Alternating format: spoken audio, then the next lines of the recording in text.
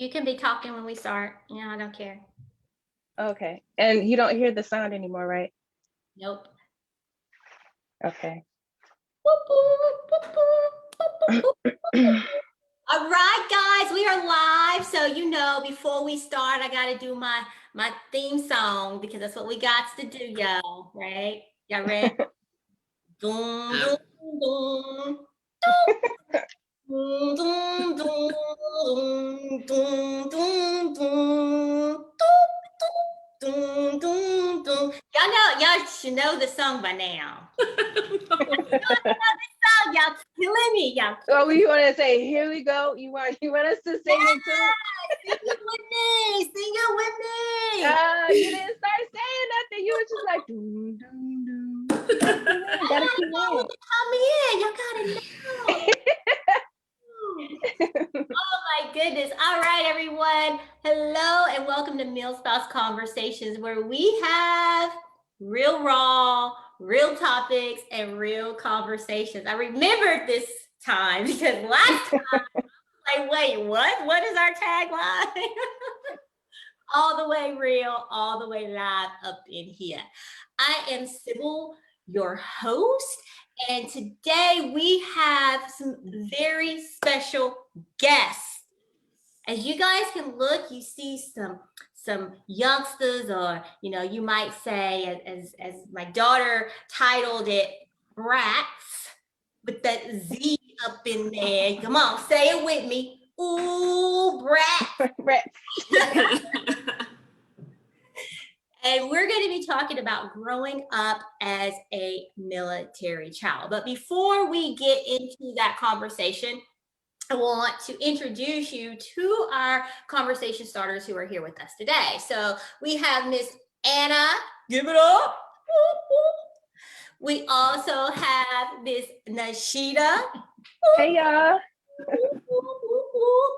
And couple of we got to give it up to Julie. Julie is in the comments for us. She's handling that back end today, so give it up to Miss Julie. And I want to say special thank you to our marketing director, Miss Becca. She is not with us this evening, but thinking about you, girl. Think about you. Hope you get you some rest. But anywho, let's go ahead because y'all know I be rogue. Y'all be rogue. I am going to turn it over today to our junior conversation starter, Miss Jasmine Jones. She is on staff here at Meal Spouse Conversations, and I thank you so very much for stepping up to the plate and leading this conversation for the month of the military child, because April is the month of the military child. So I'm going to turn it over to you. You can do your intro and get this month of the military child started. Well, hey y'all, as y'all know, I'm Jasmine. I'm her daughter, the junior conversationalist as well. Well, today we're going to be talking about just growing up as a child in the military. I've been a military child since I was born. I was born into this. I don't know. Has everybody on here been born into it? I don't know. I've been a military child since I was born. But I was born into this. I don't know like this because most of the time we just talk about from the active duty person or their spouse, and we kind of get ignored, except for the babies. But anyways, I'd like to hand it off to everybody, the children joining us today. Introduce themselves. Yes, introduce yourselves. Veronica is ready to introduce herself. Hi, I'm Veronica. Hi, Veronica. And she Hey, has Veronica. been a military child as long as she's been alive. And then my dearest friend, Erin. She's joined us. I'm Erin. I was born into being a military child. I'm a high school junior, and I also go to, I'm a high school junior. No information. No. Remember, this is on a public forum. You can share as much or as little as you like, but I do tell my minors to be a little mindful of what you do share. So, And then here we have Dominic. Hello. He is in Dominic. junior high.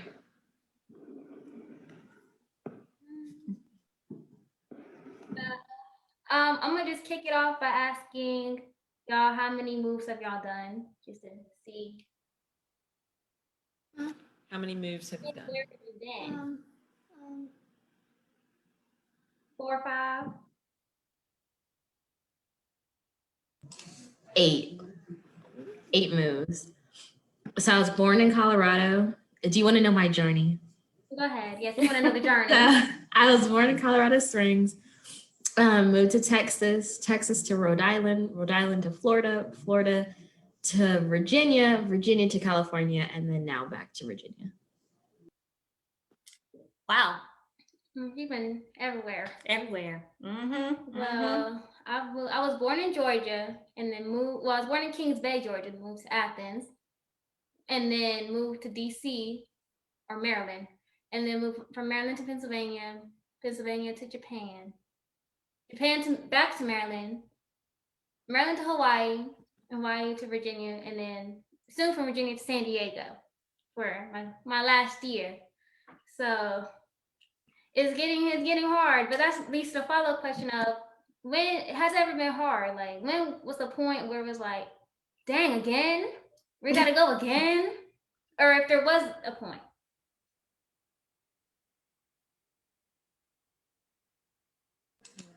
Was it ever hard for you to move? No. Mhm. Yeah, once. When? This time around it was. Yeah. This current move, my kids found it hard. And why did you find it hard? Because all we my miss our friends friends. They missed their friends in the last place. They made some good friends and had a good setup there. And you guys moved during COVID. We did, yeah. What was that Yep. like? Pandemic? And then got COVID. And now we're getting the vaccination. So, yeah. Yeah. I think my hardest move was from second grade, context, which when I was in Virginia, I was in second grade, and then I moved to California, which is like across the nation. And and then I had started to really build some strong bonds, some friendships. I was happy where I was doing well in school, and then got rerouted across the nation. Mhm. I don't know. I think my hardest move was 5th grade, moving from Japan to Maryland. And I cried like a baby. Like I said in the last one, I cried like a baby in the middle of Cheddar's and couldn't eat my hamburger because I wanted to see my friends again. But I think it's just as you get older, it gets harder and harder every time because it's like you're disrupting your life, everything. To meet new friends, is that the hardest part, to make new friends? Yes, the friendships, because everybody, or it depends on where you move, I think. Because if you live in a place where everybody is military, it's kind of like everybody moves. So, and then some people everybody's already been together since they were born. So it just gets hard. I'm curious the pain level of leaving the good friends that you do make, the really good friends. How hard is that, and how do you cope with that? Cry. Cry. That's what.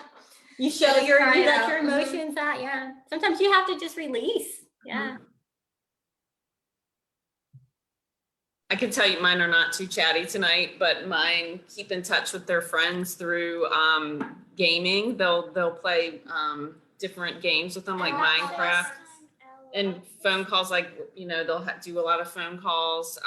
But really, the Xbox and FaceTime, which COVID prepped them for, because during COVID they were already FaceTime play dates, you know, literally playing with their friends over FaceTime. And so now they do that, and they really seem to enjoy it. And it's really heartwarming to see, I'll see my son talking to somebody from Washington State and then somebody from Virginia. And so it's awesome to see that. Yeah. Erin, you want to say something? I think kind of like the hardest part about moving is when you move into those like areas. So where I live now in Virginia, it's the specific area we're in. It's like everyone grew up together. So you have these people who parents been friends, parents have been friends, like legacy of like best friends. And then you come into the situation and you're kind of outcasted because people don't know where to put you because you don't fit into a already made category. Mm-hmm. So it's really challenging, especially during middle school, I think is the hardest years, because like that's when kids are mean. The kids are so mean during middle school.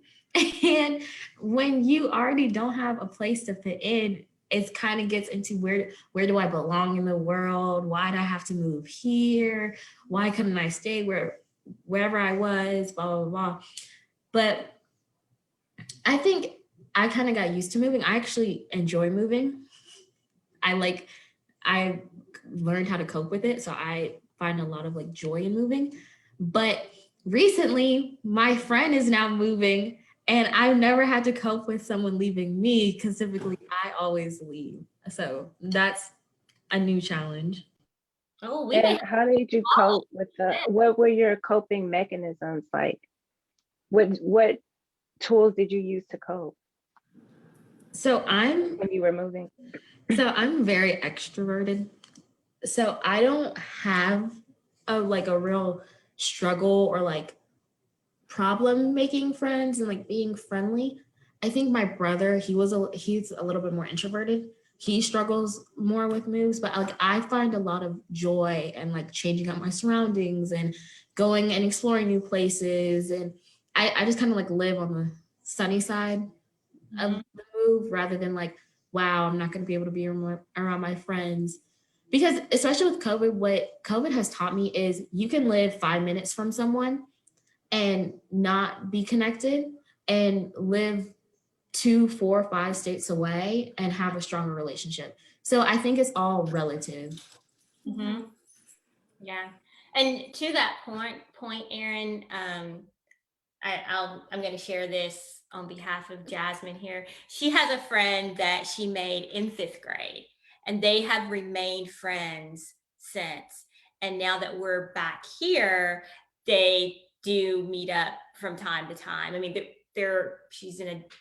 she's close, but not that close. You know who I'm talking about. And she was at my house the other day. I was like, what are you doing?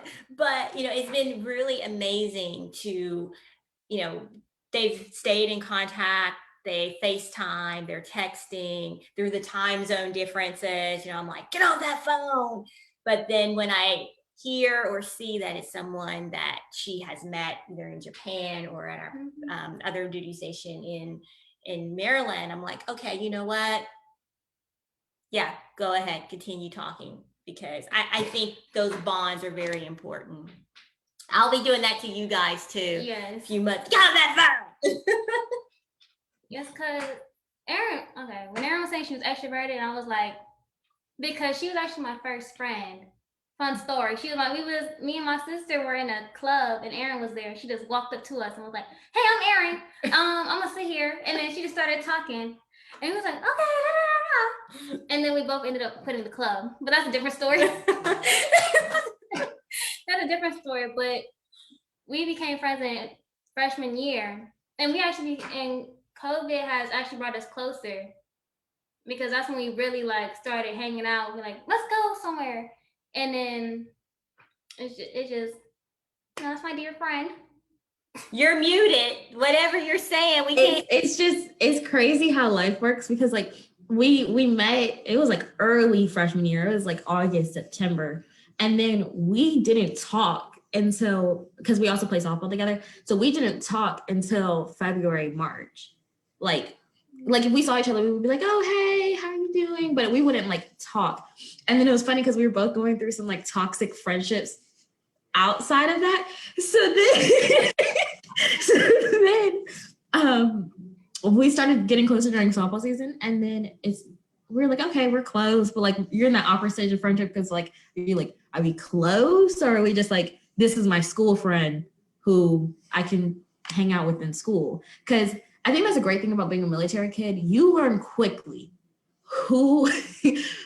how to spread information and what information you want to spread. Like at one point, my dad was deployed and he was in Honduras. Well, at the lovely world we live in, you don't want to tell everyone, hey, you don't have a male figure in your house. You only have a female figure and a younger sibling. So because it starts to bring in invitations of like danger and crime. So you learn, hey, okay, I can only share this with people who need to know. And do you really need to know? And then that also shows you, oh, well, who are my friends I can depend on during this crazy time? Because that was my first, well, not my deployment, but that was his first deployment. So we're all trying to figure out, how are we coping with you not being here for a year? But I'm gonna tell a whole tangent. But basically, we just grew closer. That's all that happened. And then y'all had to, then y'all's mamas met. And then y'all were like, oh Lord, at the softball field, we would sing, danger. We had a good time, the moms had a good time. That's a whole nother story within itself. Well, yeah, so that leads me to the second question of how do y'all keep your relationship, your friendships or whatever healthy throughout your move or them moving or just the distance in general?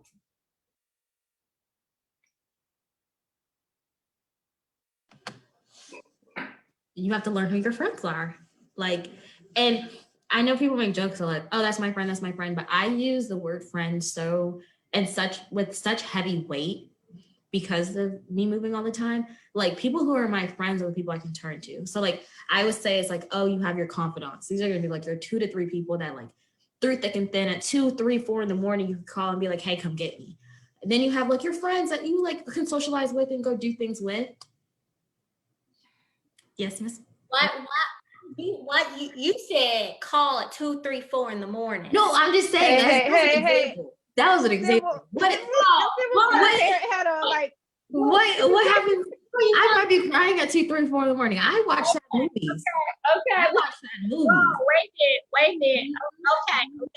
Okay. Woo! Bad example, but these are the people that you share all your secrets with. Then you have your friends that you can socialize with. Then you have the people you just see every day. Mm-hmm. So like, based off of where you have aligned yourself in my life, I dedicate that amount of energy. I don't dedicate a whole lot of energy to people who come in and out of my life because it's not worth it. So I put that energy towards my good friendships. So even if we are states away, like my other best friend's in Pennsylvania right now, and I talk to her regularly. Mm-hmm. So it's just kind of like where you want to put your energy. I like that. Because I really I can count on my hands. Yeah. How many like friends I have. And then on one hand, how many people I would just tell everything to. Because you can't tell everybody everything. You learn that one real quick. You have to keep something secret. You have to filter. You learn to filter really fast because people like to talk. And then and then I know people's business that live in like Japan. And like, so you have to watch. And it's like, since the military is really such a close-knit community, everybody knows everybody. So mm-hmm. You could call somebody that lives in like California and they will know somebody that lives in Florida and like, nah, you don't want to hang out with them. And so you like, it's stuff like that. It's just, you gotta keep, watch what you say, who you say it to, things like that. So how do you guys handle, how many you said that you've been through how many deployments, Aaron? Because One. what? We'll never do that again. Oh. Okay.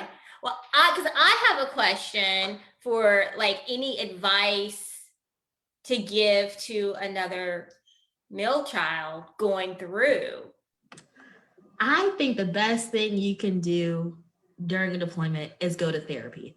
And this is why I say that, because there's a lot of different feelings. And even so, I was 14 to 15 when my dad deployed.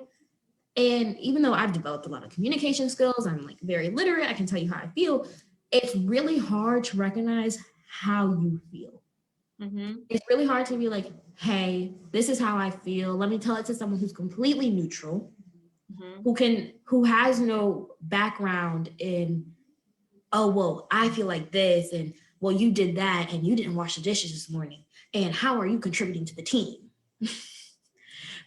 But but like, I think family therapy, especially before, during, and after the move, like after the deployment, help a lot, because you get to kind of reframe how you're looking at this.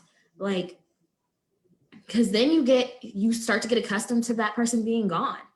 Mm-hmm. And then it's like, oh, well, now I have to kind of like refit back into my life.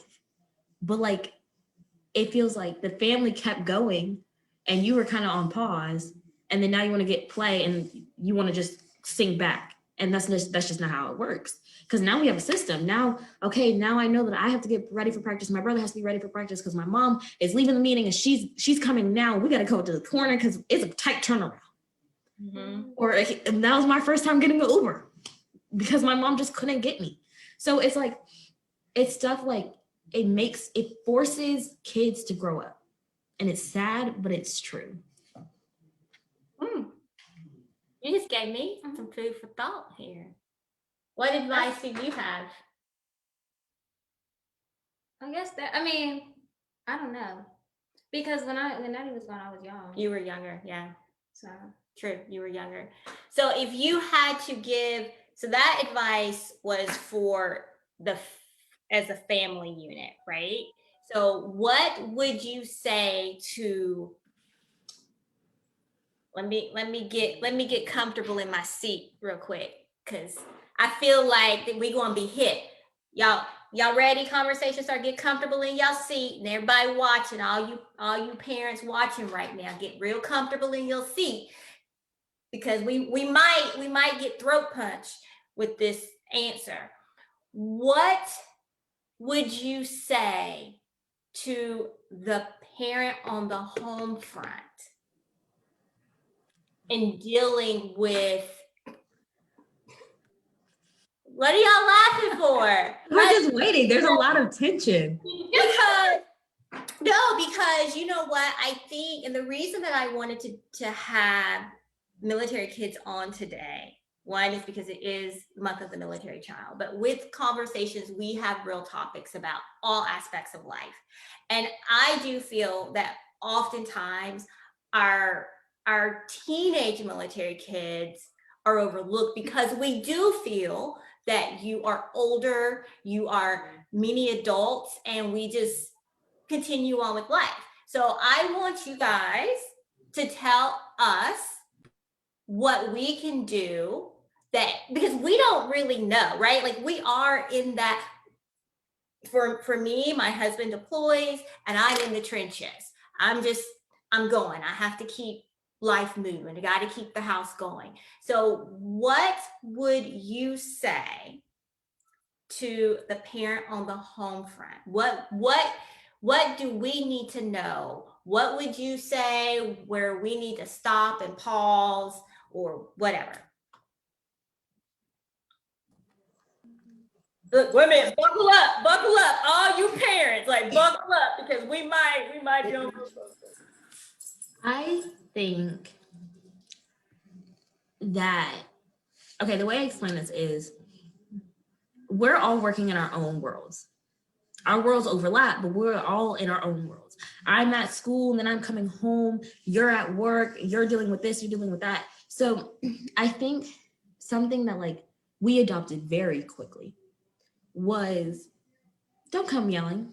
Like when you start yelling, I'm going to start yelling back. Not to be disrespectful, I know my place, but it's kind of just like it's that why are you yelling at me? So during that phase and still now, those first 15 to 20 minutes, no one's speaking. No one is speaking. There's no papers that need to be signed. The dishes better be done. It's just because we've already had time to relax and rewind, and I'm eager to tell you things, but you just had a whole work day and you need that same time to relax and rewind. So I think that's really important. I think that we did a lot of like family bonding moments that weren't formal family bonding moments. A lot of like us watching movies together, us piling up on the couches and just doing a movie marathon, us making dinner together.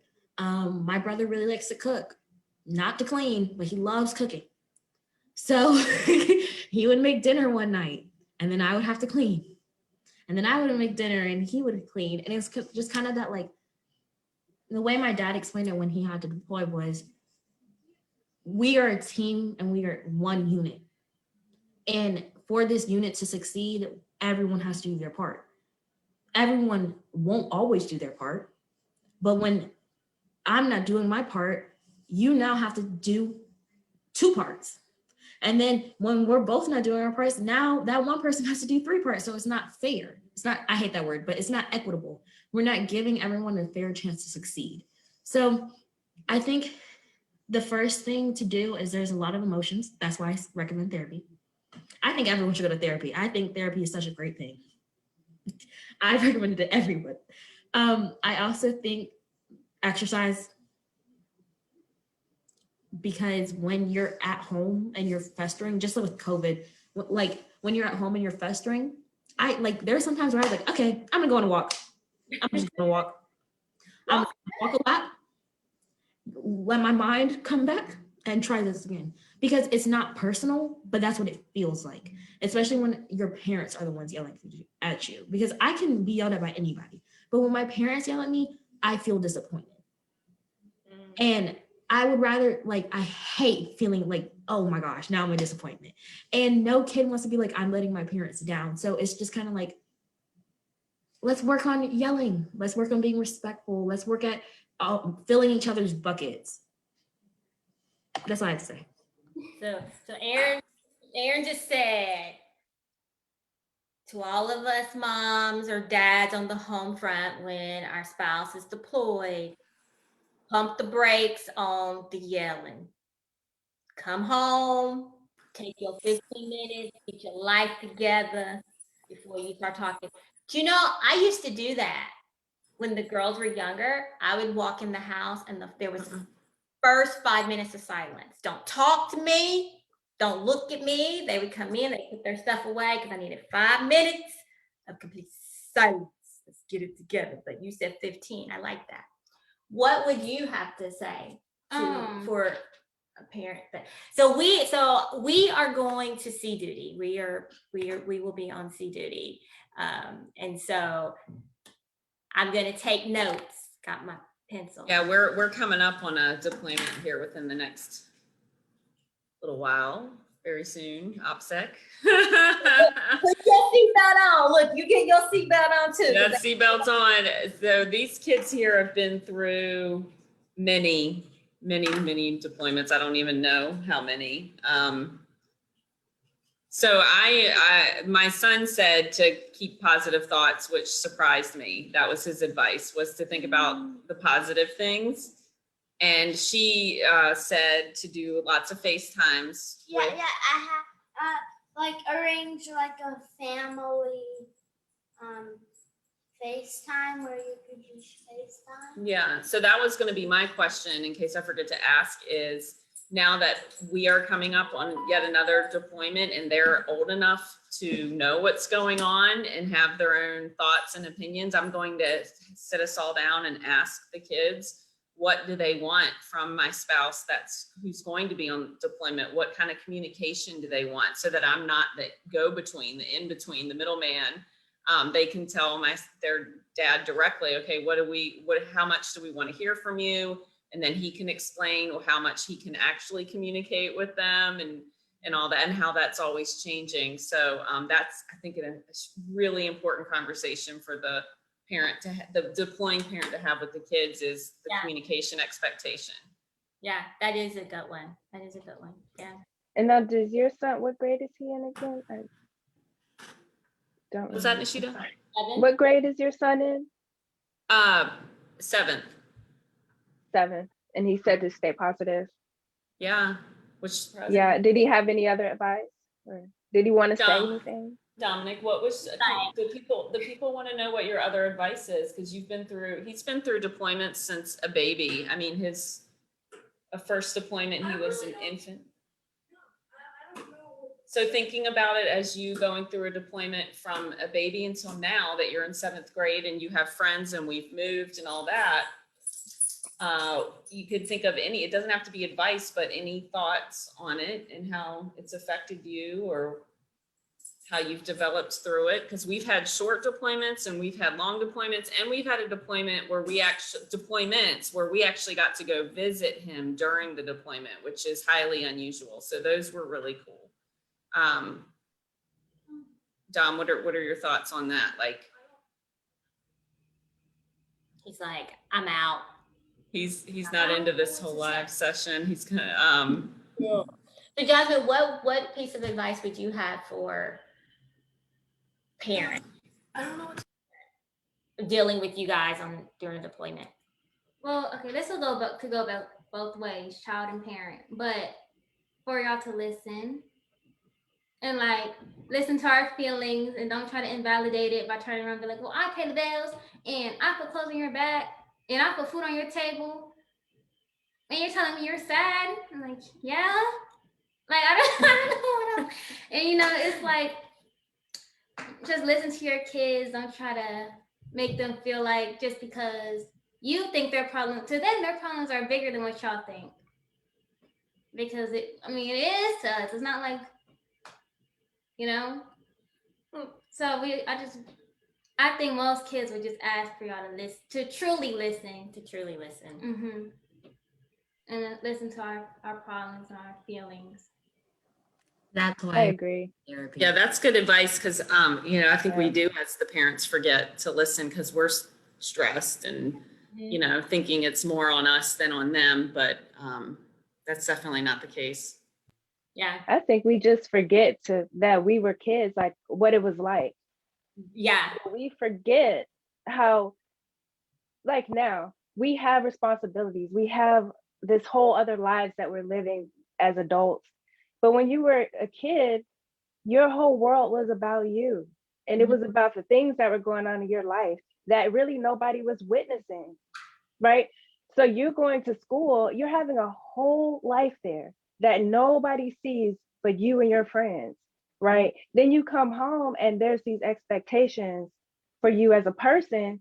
You might be a totally different person at school just because you don't have the freedom at home to express yourself or to be who you are.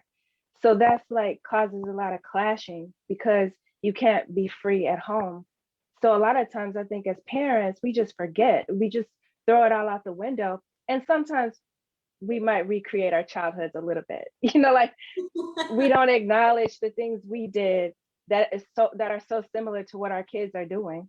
We pretend like, oh no, because I would never do that. But the witnesses that were in your school were like, oh yeah, she did this and she did that and she was like this and that, right? Because you as an adult, I don't know what it is, but to me, it seems like sometimes you recreate your life based on what your parents thought you were doing. I think, My mama's watching right now. I'm sorry, mama. That's how it is though, because they tell you so many stories. They're always so willing to tell your life story to people every time you meet somebody.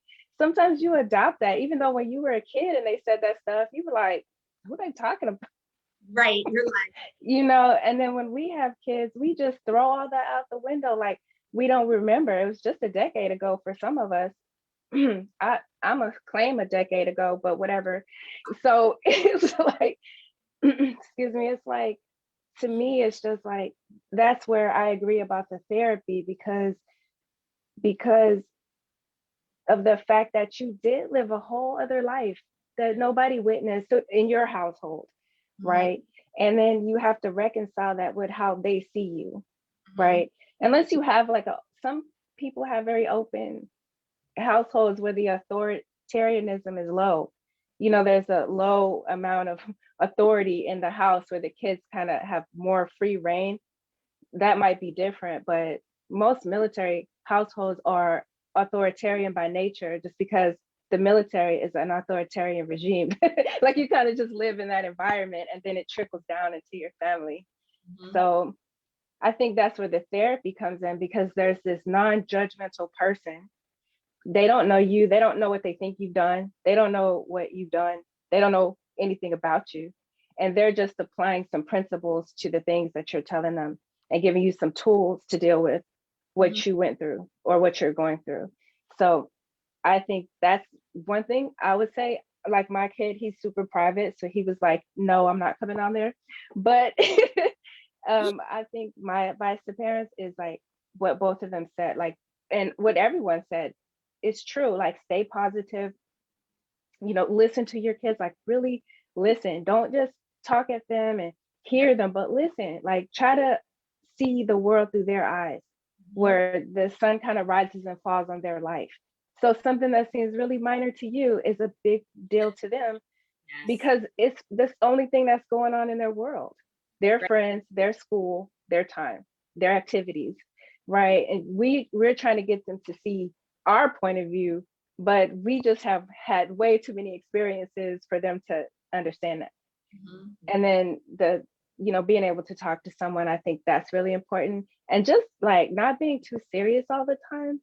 Like, this is my last thing. I know I've been talking for a minute, but this is my last thing is I know you guys were like, oh, you have to be quiet. I cannot be quiet when I come in the house. Like, I come in the house, I'm ready to do some stuff. I want to play, I want to watch TV, I want to talk. Like, and my son is like that, but my husband's like, he's looking at me like, you really need to sit down somewhere. But I'm like, nah, because I've been at work all day and I have this stuff to say and I want to play video games and I want to run around the house. And my son, when he was little, he was like, yeah, but now since he's older, he's kind of like, come on, Mom. You need to calm down. Yes. Bring it down. But down. You at a 10, I'm gonna need you to come down to a 2. Yeah. 2. We're at a 2 in the house, and you at a 10. But I haven't been out like working a lot, so I haven't had to worry about that lately. But I did want to say that so bad. Like, I can't not be quiet when I come in the house. But anyways, that's fine. I've been talking. Oh, no, girl, you good. That's what we do here. We talk, we have conversations. That's what we're all about. So go ahead, Jasmine. Look, I was about to take over. I forget sometimes. Oh, okay. Well, Do a closeout question. Does anybody have anything else to say? Any advice, tips, and tricks about, the kids have anything to say, or just advice on anything? I think, sorry, lost my thought, but I'm gonna go with it. I think that it's really important to have those friendship moments with your parents. Like, something in my household is, I'm not your friend, but but it's like one of those things where it's like, sometimes you need those moments where you are both equally upset about something. Like, there's multiple times where me and my mom sit down and we were just like, I just don't know why he has to be gone. There were about 30 other people in that office. They couldn't pick anybody else. Anybody. And sometimes it's okay to like just both mutually like grieve. But I think going back to like, kids are only living in their world. As I've gotten older, I start to see where my parents are coming from. But I also think it's because I'm losing my childish innocence. But I just think that like, I tell military kids, be a kid. Don't grow up too fast. It's like I'm going to be graduating next year, and that's insane to me because it feels like I blinked and it was like 5th grade. So I think military kids, don't grow up too fast. Enjoy it. There's always good. Like, I remember in California, I met these 2 sisters who had mice. There's something about me. I hate rodents. I don't like mice. I don't like rats. I can't stand rabbits. Hot take. I don't like rabbits. They look weird. But she had mice and turtle, and her room always stank. But anyways, we were the closest of buds, and we had so much good food. I was learning Spanish at her house, but I just couldn't be in that room for an extended amount of time. So you just have to learn. You just have to find good people, and there are good people, and you also have to realize that friendships. Something that I would say is like, there's blessings and there's lessons. There's blessings and there's lessons. Sometimes people come into your life for 6 months. Learn what you can learn and move on. Sometimes you're blessed with really long, really healthy friendships. Enjoy them. But everything else, let it roll off your back. Stop trying to be perfect, make mistakes, let your hair down, cry, eat good food. That's what Jasmine and I do. Jasmine and I just go find restaurants. That's all we do. Like, enjoy your childhood. And to parents, don't force your kids to grow up before they have to. But teach them good manners. Please. And tell them to say ma'am and sir. That's my only thing. I like that last bit of advice. Yes. I'm a ma'am and sir. Hey. Yeah. Anna, anything? Yeah, no, I'm here. Anything I'm from still, Camp Anna? I know. I'm speaking on behalf of my children. I have been asking them, and then they tell me, and then I Oh, then you okay. Well, you doing better than me because mine ain't even. He was like, no, I know.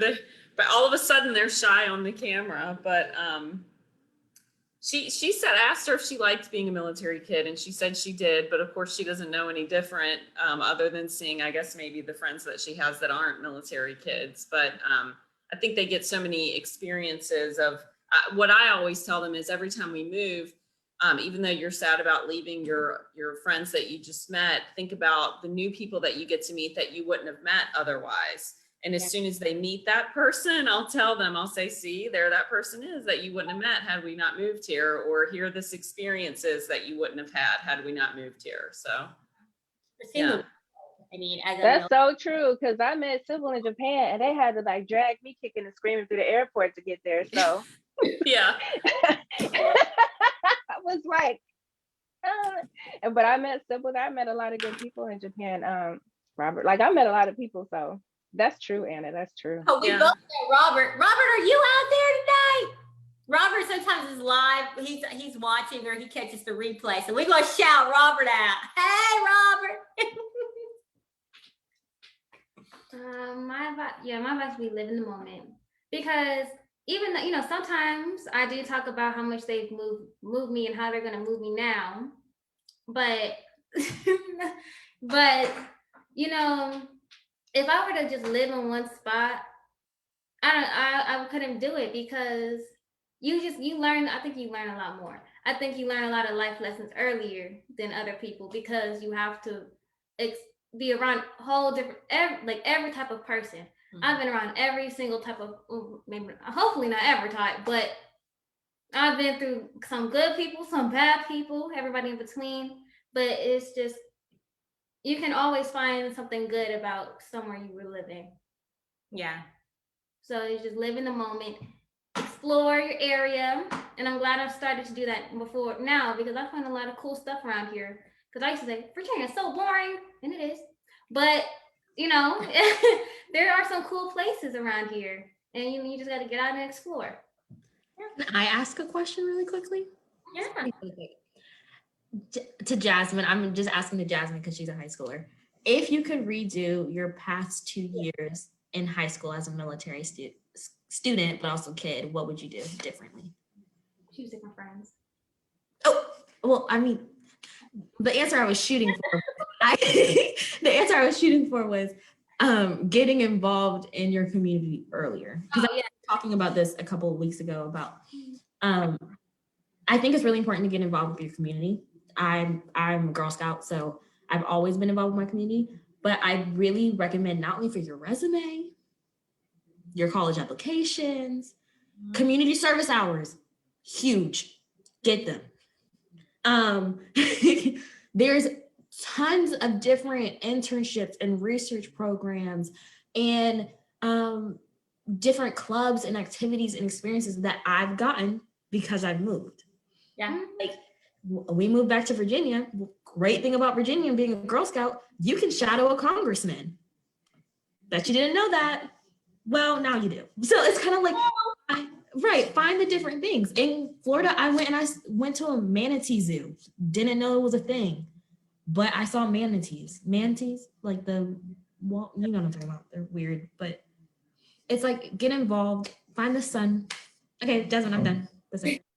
Oh, and when you're in school, do the clubs. Even if the clubs are weird, do the clubs, because I know our school has like a anime club or K-pop club, something like that. And people like, you're going to K-pop club? I sure am. We have a ping pong club. A ping pong, yes. And I tried to join ping pong, but different story. I couldn't join it. She had us watching anime, and I was like, but so confused. So that's kind of, she watches it with my husband, because I'm just like, whoa, wait a minute, rewind. Like I'm lost the entire time. But I love anime. We watch anime all the time. Like, it's our thing. And it's so crazy that we came to Japan. We watch less anime, but I don't know how that is working. I don't know how that happened, but you don't watch anime, Sybil? She doesn't read subtitles. Oh yeah. I never got into it either. See? No. See?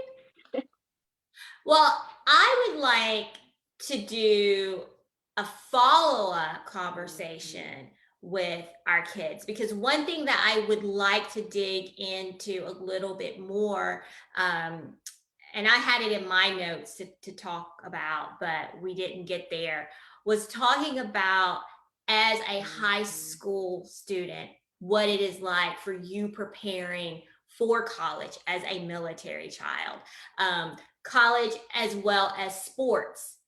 Because I know with moving into a new school with sports, you play city league ball, people already know you, right? You're in that town, they're going to pick you up. But when you are a high school student, especially moving into a new school, your freshman year or your junior year, walking out on that field or that court, or jumping in that pool, whatever your sport is, that's a whole nother ball game. And so I would love to have you guys come back and kind of touch on that a little bit, as well as I would love to bring on anyone watching, if you have a military child that is overseas, what does that process look like for them with applying for college? Because it's a little different, especially if they're an athlete, right? They don't have the scouts there seeing them. So what does that piece look like? So will you come back, Erin? Of course. Okay. I'll always talk. All right. All right. And we're going to have Veronica and Dom back too. They'll We're gonna work on their chatty off camera. It's all good. It's all good. So we don't have anything else. We're gonna go ahead and close out for tonight. Thank you guys for watching. Make sure that you share this video out. It will be on our podcast tomorrow. It will be live on the podcast. You can also go over to our YouTube channel, Meal Spouse Conversations. Click subscribe. We are on Instagram. Go over and follow. Where else? We're on Twitter. We are on LinkedIn as well. Yes, y'all. We holding it down. We ain't playing with y'all. So If you forgot where I said we were, you can go to millspouseconversations.com. Oh, and I almost forgot. Yo, I can't forget this because I would be in trouble by Becca. Oh, Becca be on me, y'all. Y'all just don't know. Like, I'm like, get my notes together. May, we are launching our first After Dark talk. Yes! I am so excited about that. We have not released the date yet, but you can go to our website. You can click on that link, After Dark Talk. It is under our monthly membership, but we are also going to be doing one-off. So you can find us on Eventbrite. Oh, that's where you can find us now too. Go ahead and go over to Eventbrite, search for Mill Spouse Conversations, and follow us there. So whenever we will be putting our first and third Thursday talks there, as well as our After Dark talks. So you can sign up and join in. All of our lives are free, but our After Dark talks, they are not free, but it's all good. You know, you won't come on in and talk to us, because when we do the After Dark talks, you get to sit in the room and talk with us. And they are private. They're not streamed. We got some real conversations lined up, y'all. We got some real topics. Good Lord Jesus, y'all ain't ready for us. Y'all ain't ready for us. Y'all are not ready for us. I promise you that. All right. Anywho, thank you guys very much. Have a wonderful evening. Mill Spouse Conversations. Do do do do do do do.